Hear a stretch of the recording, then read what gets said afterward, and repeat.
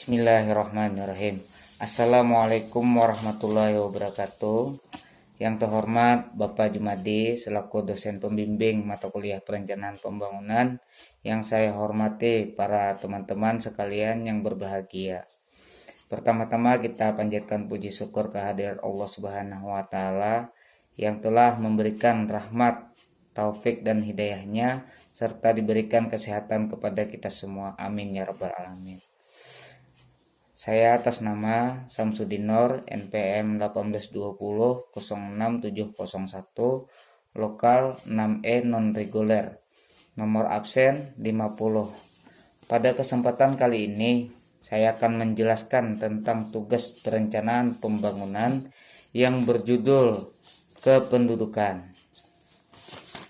Kependudukan merupakan hal ehwal yang berkaitan dengan jumlah, struktur, umur, jenis kelamin, agama, kelahiran, perkawinan, kehamilan, kematian, persebaran, mobilitas dan kualitas, serta ketahanannya yang mempunyai politik, ekonomi, sosial, dan budaya. Permasalahan kependudukan. 1. Persebaran penduduk yang tidak merata. Luasnya wilayah yang dimiliki Indonesia tidak sebanding dengan pemerataan penduduknya. Ada daerah yang sangat padat, namun ada juga daerah yang sangat jarang penduduknya. Jakarta sebagai ibu kota memiliki pertambahan jumlah penduduk yang signifikan setiap tahunnya. Hal ini tidak sebanding dengan kota-kota di wilayah timur yang jumlah penduduknya masih sangat sedikit di beberapa wilayah. Maka dari itu, saat ini pemerintah juga sedang menggalakkan program transmigrasi demi persebaran penduduk yang lebih merata. 2. Penduduk yang besar. Menurut berbagai hasil riset, Indonesia menduduki urutan keempat negara terbanyak jumlah penduduknya, setelah Cina, India, dan Amerika Serikat. Hal ini menjadi tantangan bagi pemerintah Indonesia untuk menjamin kesejahteraan jumlah penduduk sebanyak ini dengan kondisi ekonomi sebagai negara berkembang. 3. Pertumbuhan penduduk yang tinggi. Jumlah penduduk Indonesia yang sudah sangat banyak ini diperkirakan akan terus bertambah karena pertumbuhan jumlah penduduk yang tinggi. Hal ini disebabkan oleh angka kelahiran lebih tinggi dibandingkan dengan angka kematian. Pemerintah juga berupaya untuk meminimalisasinya dengan menggalakkan program keluarga berencana. Namun, berita baiknya, jumlah golongan usia produktif juga akan selalu bertambah untuk membantu menggerakkan perekonomian negara. 4. Kualitas penduduk rendah.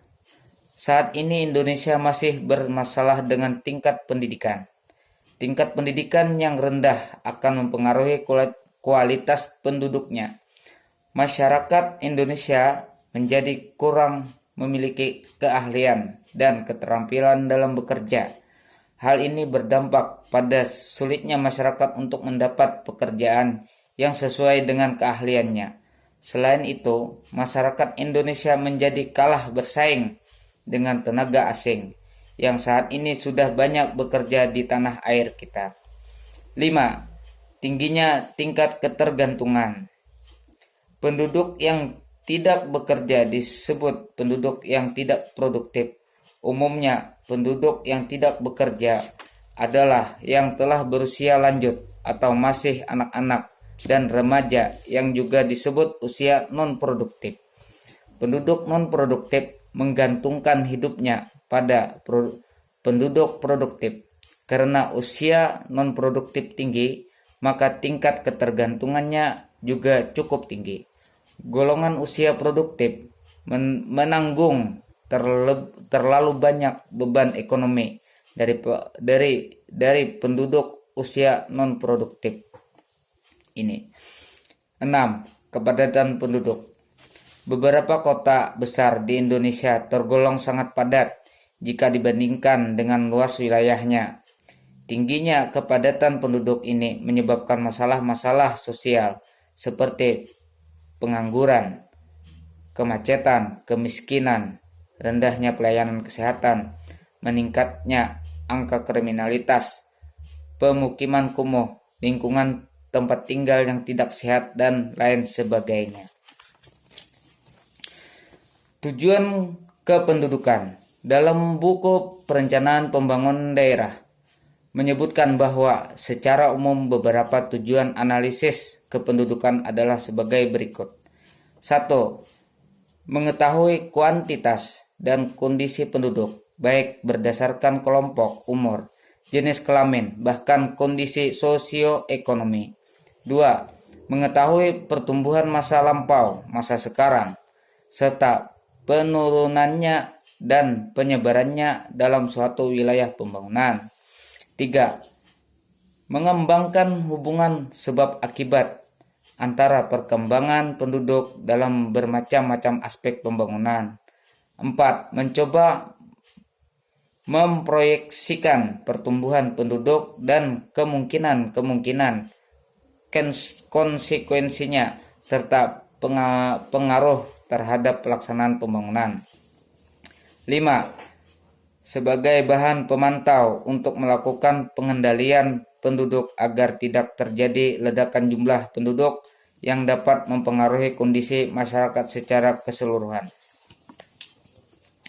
Upaya pemerintah dalam pembangunan mengatasi masalah kependudukan.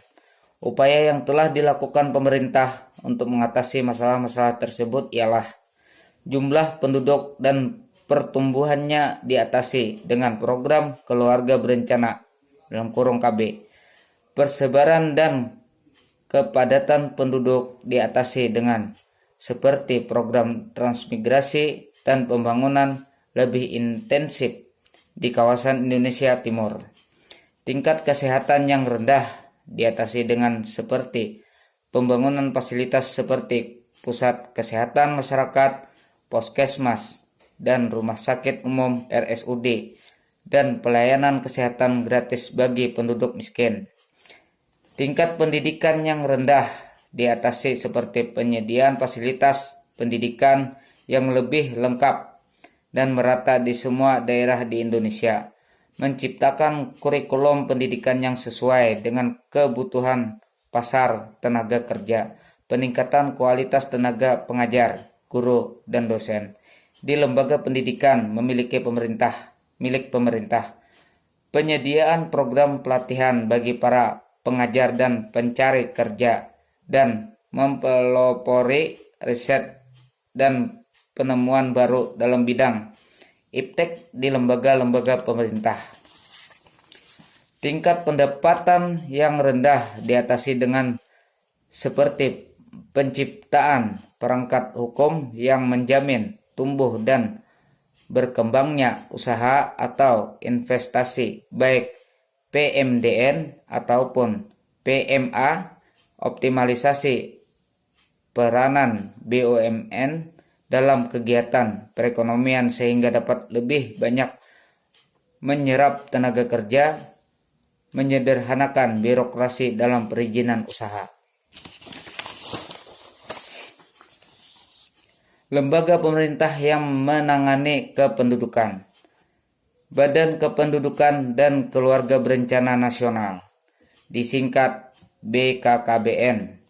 Dalam lembaga pemerintah non-kementerian yang berada di bawah dan bertanggung jawab kepada Presiden melalui Menteri Kesehatan, BKKBN mempunyai tugas melaksanakan tugas pemerintahan di bidang pengendalian penduduk dan penyelenggaraan keluarga berencana. Dalam melaksanakan tugas, BKKBN menyelenggarakan fungsi 1. Perumusan kebijakan nasional di bidang pengendalian penduduk yang menyelenggarakan keluarga berencana. 2. Penetapan norma, standar, prosedur, dan kriteria di bidang pengendalian penduduk dan penyelenggaraan keluarga berencana. 3. Pelaksanaan advokasi dan koordinasi di bidang pengendalian penduduk dan penyelenggaraan keluarga berencana. 4. Penyelenggaraan komunikasi, informasi, dan edukasi di bidang pengendalian penduduk dan penyelenggaraan keluarga berencana. 5. Penyelenggaraan pemantauan dan evaluasi di bidang pengendalian penduduk dan penyelenggaraan keluarga berencana. Demikian yang bisa saya sampaikan. Atas perhatiannya saya ucapkan terima kasih. Wabillahi taufiq wal hidayah. Assalamualaikum warahmatullahi wabarakatuh.